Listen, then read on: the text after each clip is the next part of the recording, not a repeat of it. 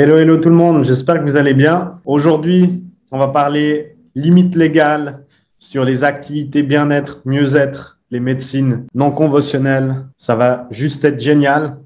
C'est un thème important. Beaucoup de personnes le négligent et donc il y a quand même beaucoup de risques quand on néglige le légal en tant qu'entrepreneur, thérapeute, praticienne ou praticien. Il y a même des sanctions parfois par rapport à ces oublis. Donc, je pense que c'est un thème important. J'ai eu beaucoup de questions venant de partout, venant des personnes dans cette communauté, mais également les personnes que j'accompagne. Je ne suis pas expert en droit légal, je ne suis pas avocat ou autre. Mon but, c'est vraiment de vous donner les bases pour que vous ayez cette possibilité de dire, bon, ben là, il me manque quelque chose. Là, je ne savais pas ça, donc je vais aller rechercher par moi-même. Bah, vous protéger et également protéger les clients, patients et consultants que vous suivez ou que vous accompagnez. Pour les personnes qui ne me connaissent pas, j'ai vu qu'il y avait énormément de personnes qui sont arrivées cette semaine et la semaine passée. Merci encore une fois. Plein de gratitude pour ça. Si vous pensez que le contenu qu'il y a dans cette communauté peut aider d'autres personnes, invitez-les à nous rejoindre. Plus on est de fous, plus on rit. Donc, très volontiers. Également, je suis créateur de ce groupe et également créateur de la méthode agenda complet où j'accompagne justement individuellement ou en groupe des thérapeutes praticiennes ou praticiens à se mettre en lumière, se rendre plus visibles pour attirer plus de clients à eux et enfin pouvoir vivre pleinement de leur activité. Voilà pour ma présentation. On va passer gentiment au contenu et surtout à la fin, je vais vous donner un élément de mindset que je vois chez la plupart des personnes et je vais vous le donner à la fin. C'est en fait une erreur essentielle à éviter. Je pense, ça j'ai vu chez beaucoup de personnes et je pense qu'il y a une chose ou une façon de penser, un schéma de penser à ne pas avoir pour être libre et avancer, avoir plus de chances pour réussir, atteindre le niveau de réussite qu'on souhaite, au-delà des aspects techniques que je vais vous donner, bien entendu. C'est qu'on va parler essentiellement du cadre légal, des aspects légaux d'une activité bien-être, mieux-être, sur un site Internet d'abord, mais je ferai des parallèles à une activité en cabinet, donc en présentiel. Pourquoi je vais parler du site Internet? Parce qu'il y a clairement une chose à faire, c'est de commencer à se mettre sur Internet. De nos jours, ça devient de plus en plus compliqué d'être 100% en présentiel. Et si votre ambition est réellement d'avoir un impact positif dans la vie de beaucoup de personnes, alors pourquoi se limiter géographiquement et pourquoi ne pas offrir un accompagnement, une offre qui va au-delà, que ce soit même formation, au-delà des frontières géographiques et pouvoir atteindre plus de personnes. C'est vraiment essentiel et on a tendance à ne pas aimer, avoir des a priori. Par contre, quand on se libère de ça, eh ben, tout un potentiel s'offre à nous.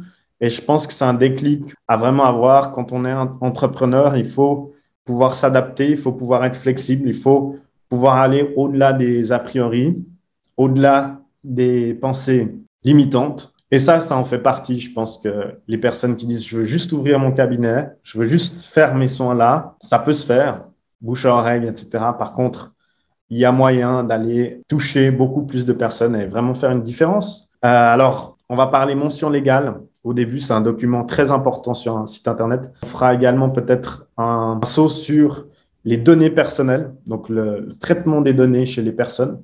Qu'est-ce qu'il faut dire, qu'est-ce qu'il faut garder, comment s'assurer qu'on n'a pas de problème sur les données des personnes qu'on suit. Et finalement, on va parler contrat d'accompagnement. Ici, ça peut être en physique, présentiel, donc un contrat d'accompagnement, un contrat client, peu importe comment on l'appelle. Ça peut être en présentiel, mais également la forme plus digitale qu'on trouve de nos jours sur les sites Internet. Ce sont les conditions générales de vente qui peuvent faire office de contrat. Donc, on va parler de tout ça. Pour vous dire, j'ai été mettre le nez dans la loi française. Cependant, ce que je peux vous dire, c'est que il y a des choses qui s'appliquent clairement. Le droit suisse, je le connais, c'est là d'où je viens. Et je l'ai étudié également. Dans l'audit financier où je travaillais avant, on faisait des audits de société, également d'indépendants, où on allait regarder si le respect de règles, s'il y a des fraudes, etc. Et ce langage m'est assez familier. Voilà, je comprends que ce soit ennuyant pour certaines personnes et quand on le fait avec le cœur, quand on va vraiment aller chercher les kilomètres supplémentaires et qu'on veut réellement devenir expert dans la niche qu'on a sélectionnée au préalable, donc le client de cœur qu'on souhaite aider, bah, on est prêt à aller mettre son nez dans la loi française malgré qu'on soit suisse pour aider cette belle communauté, pour aider ses clients et c'est OK. Donc voilà, j'ai un peu synthétisé tout ça.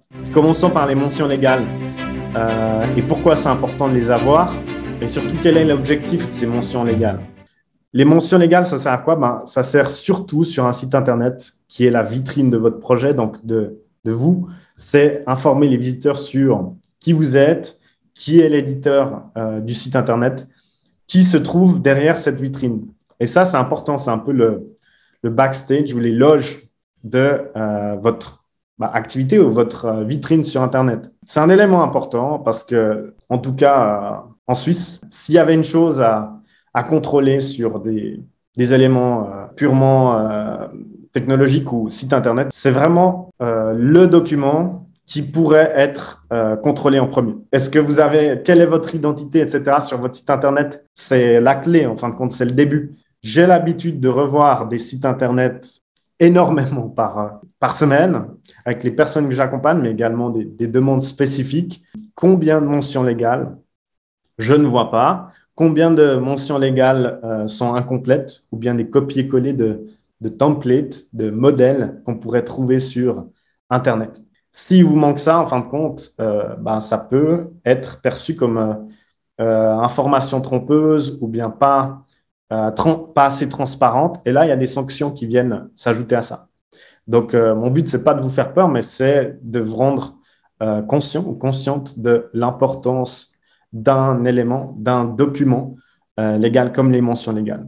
Et c'est quoi le contenu généralement? Bon, vous n'allez pas le rédiger toute seule ou tout seul. Je pense qu'il faut faire appel justement à des gens experts dans la rédaction de documents comme ça. Par contre, si vous avez déjà un modèle, alors je peux vous donner ce qu'il faut.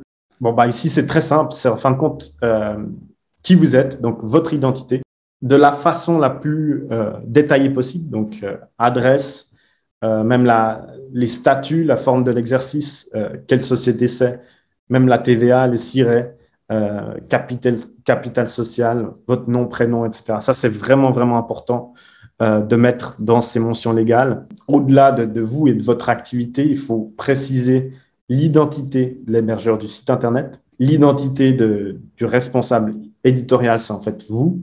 Donc ça, c'est important. Et finalement, sur votre activité, la nature des prestations proposées. Et comme on le sait, et comme je l'ai décrit dans cette description, ce qu'il faut faire attention, c'est qu'il y a des mots à ne pas utiliser. On n'est pas médecin ou on n'est pas professionnel de la santé. Et il y a des termes qui ne peuvent pas être utilisés. Ici, on parle justement de nature des prestations et on ne peut pas aller parler trop sèchement de maladie ou de guérison. Et également ici, combien de sites Internet je vois, et même à l'oral, quand je vois des personnes se présenter en tant que thérapeute, praticienne ou praticien, combien de personnes parlent de guérison? Combien de personnes parlent de maladie et ce genre de termes qui sont réservés justement à la médecine conventionnelle ou classique et qui peuvent faire objet de sanctions si on utilise trop, parce que ça peut induire des personnes en erreur. Votre site Internet, il est là et vous voulez vous exprimer comme vous le souhaitez. Par contre, il y a certaines limites qu'on appelle ici justement ces limites légales et il faut juste faire attention aux mots à utiliser ou pas. Il y a des mots à éviter, il y a des mots qui sont plus ou moins acceptés. Par contre, ce que je dois vous dire, c'est qu'il n'y a pas aujourd'hui, en tout cas, de document légal qui met de la clarté sur la limite claire sur les mots utilisés ou pas. Par contre, ce qui peut arriver, le risque que j'ai vu chez certains ou certaines des personnes que j'accompagne, il peut y avoir des médecins qui se baladent sur votre site Internet et qui regardent un peu les mots que vous utilisez. Et ça pourrait en faire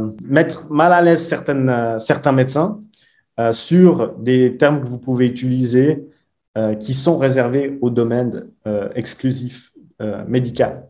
Dans les médecines non conventionnelles, on parlera justement plus de praticiens conseillers prestataires ou formateurs, pas forcément, souvent de thérapeutes ou encore de médecins, bien entendu. Le terme, par exemple, patient, il est essentiellement utilisé dans le domaine médical. Et donc, ça peut être difficile et je ne conseille pas forcément d'utiliser le mot patient sur des sites Internet, mais plutôt utiliser des mots comme client consultant. Cette liste-là que je vous donne, elle pourra vous permettre d'aller voir justement sur votre site Internet ou le site Internet de certaines personnes qui sont dans le domaine du bien-être ou du mieux-être et peut-être vous pourrez identifier ce genre de mots. Tous les mots comme ausculter, diagnostiquer, guérir, guérison, prescrire, prescription, patientèle, comme j'ai dit avant. Le terme de soin ou soigner, également, c'est pour le domaine des médecines ou médical, généralement. Voilà, et autrement, le mot traitement, traiter, peut être perçu comme un domaine médical également, et il y a des risques, justement. Au mieux, ce qu'on peut utiliser ici, c'est justement le mot praticien, une clientèle, des séances. Qu'est-ce qu'il y avait encore? Peut-être, par exemple, au lieu de dire un bilan de santé, ce serait un bilan de vitalité. On peut parler justement de bilan ou faire un bilan. Et il faut vraiment, vraiment faire attention à ce genre de choses parce qu'il y a des gens qui rôdent et qui pourraient justement être mal intentionnés sur des sites Internet. Et c'est juste l'histoire d'un mot ou deux mots. Voilà. De nouveau, il y a des mots à utiliser de façon plus légère et où il n'y aura peut-être pas de problème. Il y aura peut-être un avertissement, mais ces mots sont parfois difficiles, ou pas difficiles, mais sont recommandés d'être évités. En fin de compte, le cadre juridique, ce qu'il dit, c'est qu'il doit être facile à accéder.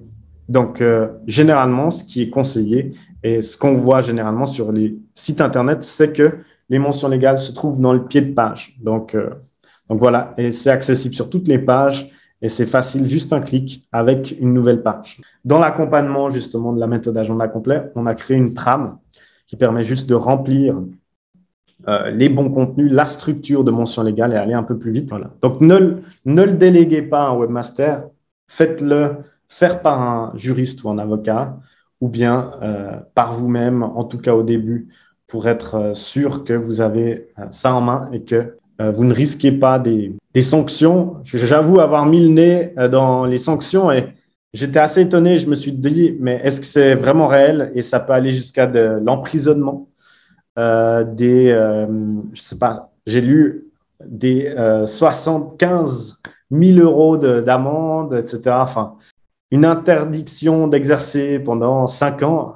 Pour vous dire, il y a des sanctions. Je ne pense pas qu'elles sont appliquées parce qu'on a utilisé le mot guérison sur un site Internet directement. Par contre, il faut juste faire attention à l'oral et l'écrit.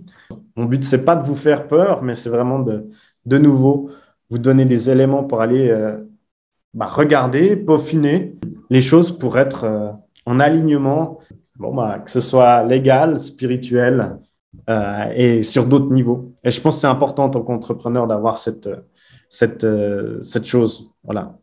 Comme tout professionnel, logiquement, on est amené à collecter des données de clients, patients consultants. On va prendre la protection des données personnelles, les RGPD. Légalement, il y a un règlement européen, RGPD, et aussi la loi française, la loi suisse, belge également, et d'autres pays qui donnent un cadre légal aux données collectées. Et on ne peut pas forcément avoir une activité sans collecter ces données qui servent justement à accompagner les personnes ou bien à facturer ou même tout l'admin est fait au niveau de ces données. Donc, toutes les personnes ont ces données. Et quand on a des données qu'on collecte justement, par exemple, via des formulaires de contact, des inscriptions à la newsletter, je sais pas, des prises de rendez-vous, par exemple, dans Calendly qu'on peut utiliser, ou même des avis ou des commentaires sur un site Internet ou en ligne, il se doit d'avoir un document légal qui vient éclaircir, donner de la clarté sur qu'est-ce qu'on fait avec ces données. Ici, il y a également des sanctions. Il y a également ici beaucoup de sites Internet que je vois qui n'ont pas forcément une politique de confidentialité. Et c'est nécessaire. Comme je vous l'ai dit, des activités sans données de clients, patients ou consultants, ça peut être difficile. Donc, c'est une obligation. Comment structurer ces politiques de confidentialité? Ben, c'est assez facile, en fin de compte. Je peux vous donner la structure. Donc, l'identité justement du praticien, de la personne qui collecte ces données. Ensuite, à quoi vont être utilisées ces données? Ça, c'est important. Qu'est-ce qui vous permet de collecter ces données et pourquoi? Et ça, en fait, c'est soit une référence à un contrat ou soit une référence aux mentions légales ou conditions générales de vente qui dit qu'en fin de compte, vous collectez des données et que vous pouvez référer aux politiques de confidentialité. Ça, c'est très important. C'est ça, la base légale de pouvoir collecter des données qui renvoient en fait aux politiques de confidentialité. C'est assez technique, hein, j'avoue, mais j'espère que je ne vous perds pas ici. Ensuite, l'origine de la collecte, d'où vous collectez les données. Donc, ça peut être un formulaire, ça peut être une fenêtre qui apparaît, ça peut être de façon manuscrite. Enfin, ça, c'est important. Ensuite, s'il y a un éventuel transfert de données plus tard, où elles sont stockées, ça, c'est très important. La durée de conservation des données, ça aussi, il faut que ça figure dans les politiques de confidentialité. Et finalement, les droits du client. S'il a la possibilité d'accéder à ces données, de modifier le changement des choses, des mises à jour, etc. Ça, c'est important aussi à mentionner. Donc voilà, je souhaitais donner en tout cas ces quatre. Peut-être que vous avez pris note. Vous pourrez regarder si votre document est complet, si c'est un webmaster qui vous a fait votre politique de confidentialité, si elle est déjà faite ou pas. Si elle manque, alors c'est un problème. Mais vraiment, vraiment, allez demander à un avocat parce que je pense pas que ça fait du sens de prendre un copier-coller sur Google et je pense pas que ça fait du sens de l'écrire soi-même. Et comme je l'ai dit, c'est très important parce que des sanctions sont là si une personne pose plainte ou souhaite vous attirer des ennuis, il peut se référer à cette politique de confidentialité incomplète et ça serait dommage. Donc, faites attention à ça. Voilà. À quel moment? C'est assez simple. C'est soit via le site Internet, à côté des conditions générales de vente, on peut dire est-ce que vous acceptez la politique de confidentialité? Donc, ça vient également avec les conditions générales de vente. Si c'est en présentiel, par exemple, ou bien même à distance, ça peut être envoyé comme contrat différent, envoyé à une personne, mais ça doit figurer en tout cas sur le site Internet. Voilà, on va parler contrat, client, CGV, c'est important. Est-ce que vous faites signer des contrats clients pour les prestations que vous faites, pour les accompagnements que vous faites dans le bien-être, dans le mieux-être? Je sais que c'est une question assez sensible parce qu'on n'a pas l'habitude, ce n'est pas dans les mœurs de venir faire signer un contrat à des clients qu'on souhaite justement aider, accompagner. Mais légalement, c'est quand même important et c'est recommandé en tout cas. Parce que s'il y a un contrôle ou quoi que ce soit plus tard, ça fait office généralement de preuve que ça a été signé et en fait, on vient sécuriser la relation avec le client si un problème éventuel apparaît. En tout cas, ouais, c'est également important. Il y a plusieurs formes qu'on va le voir après, mais qu'est-ce qu'on trouve dans un contrat?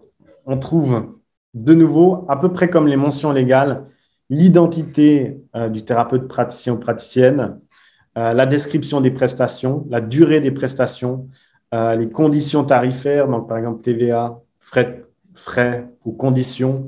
Si les prestations ont lieu à domicile ou à distance, on renvoie généralement à la confidentialité, au traitement des données, ce qui est important. On parle de responsabilité, on vient en fait mettre un cadre sur les choses où on est responsable ou non responsable. On peut également parler des assurances qu'on a, auxquelles on a adhéré professionnellement. Également important, le cas de litige, s'il y a un litige, informer sur l'identité d'un médiateur, par exemple. Un peu complexe, un peu technique, mais je pense que ça vous permet de revenir peut-être en arrière, de noter les éléments, regarder si, quand vous faites un contrat, vous avez ces éléments ou pas. On va parler maintenant, OK Morgane, tu me dis d'avoir un contrat signé, mais comment faire en fin de compte pour ne pas déranger le client, pour que le client ne soit pas gêné de signer un contrat et puis qu'en fin de compte, vu que je lui propose un contrat, il aille voir peut-être ailleurs parce qu'il ne veut pas mettre son nom pour une thérapie qui pourrait toucher justement à des données sensibles ou des choses. Peut-être que ça peut refroidir certaines personnes. Après, il y a certaines personnes qui se sentent plus en confiance. La pire des choses ou le plus difficile que j'aime le moins, c'est la signature manuscrite. Et ça, il suffit juste de l'imprimer et le donner au client si c'est en présentiel. Et ça se passe généralement avant le démarrage de la consultation. Et ça, c'est pas évident. Ça peut refroidir ou bien, ouais, faut l'envoyer par la poste si c'est fait à distance. Enfin, la deuxième solution, c'est en fait d'automatiser cet envoi de contrat. Et ça, c'est assez simple. Par exemple, avec des logiciels comme Calendly qu'on utilise énormément dans la méthode, c'est de pouvoir renvoyer des rappels automatiques après qu'une prestation ou un rendez-vous a été pris sur je fais suite à votre demande de rendez-vous pour le date et heure et je vous invite à prendre connaissance du contrat client en pièce jointe.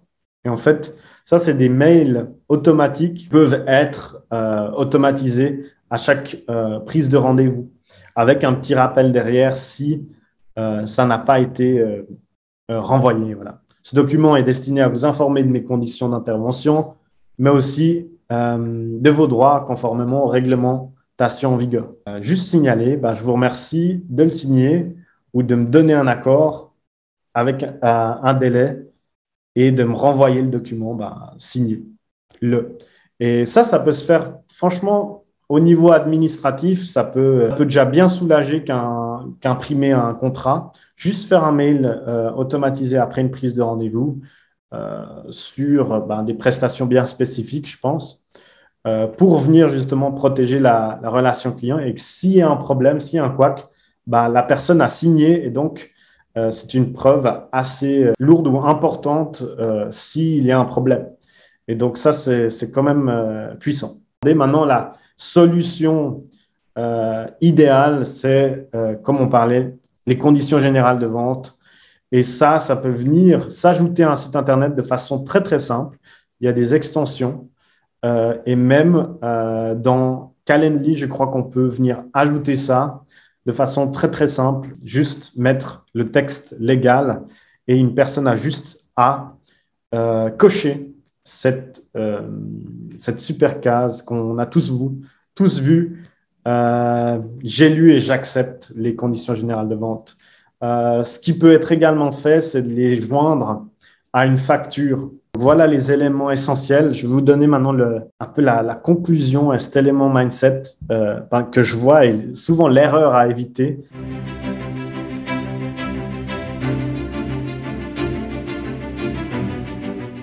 J'aimerais terminer avec ça, c'est que quand on se lance en tant qu'entrepreneur, quand on se lance dans une activité, il y a des barrières qui viennent se mettre à nous. Ça peut être des barrières mentales, physiques, je sais pas, virtuelles, etc. Mais c'est en fin de compte un peu l'ego, le mécanisme de l'ego qui vient nous protéger d'aller au niveau supérieur. Ces barrières psychologiques, elles sont assez présentes, mais elles sont très, très présentes sur le côté admin, le côté légal, le côté j'ai peur de ce qui peut m'arriver comme sanction, etc. La majorité des gens, et c'est pour ça que c'est dommage qu'il n'y ait pas autant de personnes qui se lancent, c'est qu'ils ne font pas les choses dans le bon ordre parfois. Avant d'aller justement être 100% sûr sur le légal, etc., il y a des choses à faire avant. Il y a des choses à valider. Et en fin de compte, ça s'appelle limiter le risque. financier quand on se lance. Et il y a beaucoup de personnes, ils se disent, ouais, je vais lancer mon cabinet. OK, ils prennent le cabinet, ils payent. Ensuite, il y a tout le légal, ils payent les avocats, etc. Mais ils payent même un prestataire site Internet. Ils ont des dépenses énormes. Et ils sont dans le rouge avant de commencer. Et OK, ça fait partie du jeu ou de l'entrepreneuriat. Mais il y aurait peut-être une chose avant à faire, c'est de anticiper. Et c'est vraiment l'erreur que je vois la plus souvent, c'est que mais dans le feu de l'action, on fait les choses. On croit qu'on va avoir des clients directement, mais il y a tellement de choses à faire avant qui peuvent être anticipées avant d'investir dans ces choses. Peut-être que d'avant d'investir dans tout ce côté légal, il y a des choses à repenser, à venir s'aligner, qui peuvent prendre du temps, à avoir ne pas penser à ces barrières psychologiques. Et je peux vous assurer que si vous faites peut-être un chiffre d'affaires de, je sais pas, 500 euros avec des prestations vendues sur un mois sans avoir forcément être 100% légal au niveau de votre société ou des choses comme ça, je pense que ça peut être rétroactif et que si vous dites je m'excuse ou ici il y a 500 euros que j'ai fait au niveau de ces prestations et je souhaite justement payer mes impôts, je souhaite vraiment légaliser ça. Il n'y a aucun problème en fin de compte. Les gens, ils ne vont pas vous considérer si vous souhaitez faire les choses bien après. Parfois, on se focalise, on se concentre sur des choses qui peuvent qui peuvent demander beaucoup de ressources au niveau effort psychologique, temps et argent. Et en fin de compte, peut-être que dans la simplicité, on pourrait venir accélérer les choses, valider les choses avant de vraiment investir trop de choses dans des choses qui n'est pas la clé d'une activité. Et la clé d'une activité, c'est vraiment d'être aligné, que des clients vous fassent confiance pour les accompagner. Et ça, je le vois énormément. Je ne suis pas assez formé, je ne suis pas assez légitime, je ne suis pas assez rodé au niveau légal, je n'ai pas ma micro-entreprise ou autre. Mais en fin de compte, peut-être que ça peut être mis à côté juste le temps d'un moment pour valider si on arrive déjà à bien communiquer, si on arrive à avoir des personnes qu'on peut aider et qui nous rémunèrent pour cette aide. Valider son message, valider son alignement, sa passion et tout ça avant peut-être de faire des investissements qui sont lourds en effort, en temps et monétaire. Donc peut-être repenser l'ordre des choses et que le bon moment, c'est aujourd'hui. C'est pas forcément dans 3 mois quand il y aura ça de fait, il y aura ça de fait, il y aura ça de fait, parce que c'est en fait juste un mécanisme de l'ego qui ralentit, qui fait peur. Et voilà. Donc, je voulais terminer sur ça parce que dans la plupart des cas, je vois cette erreur. Je pense qu'il y a des choses à faire sur l'ordre dans lesquels on fait les choses. Voilà. C'était un plaisir d'avoir partagé ça avec vous. Si vous avez des questions, ce sera en commentaire ou bien en Messenger. Vous pouvez m'ajouter en ami. C'est toujours cool. Je ne mords pas de nouveau. Et je vous dis à très vite pour de nouvelles aventures dans le groupe, dans la communauté. Merci beaucoup. À très vite.